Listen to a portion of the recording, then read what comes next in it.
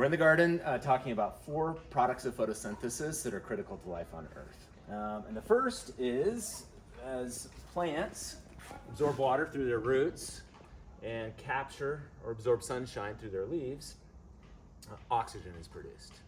And almost all forms of life on Earth use that oxygen to extract energy for their food as an energy source.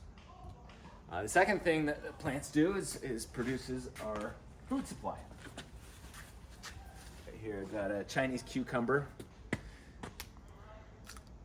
And when we as humans eat food, our digestive system breaks that food down, and with the oxygen that we breathe in, gives us energy.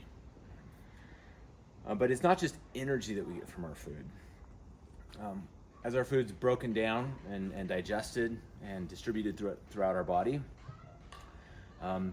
the organic chemistry in the food that we eat is used to grow and regenerate our body. So for example, my skin cells are constantly being regenerated, and the food that I eat provides organic chemistry to regenerate those cells. And then finally, the last thing that photosynthesis does, and this is something that happened a long time ago, plants that lived in the ocean and on the Earth's surface that absorbed energy and stored that energy from sunlight in their tissues oftentimes became buried in the earth. And as that energy from the sunshine in the plant tissues experienced heat and pressure, it was converted into fossil fuel. So that would be coal, natural gas, oil.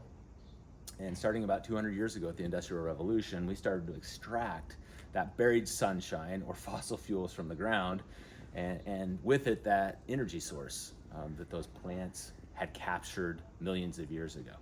And we used it to grow human economies.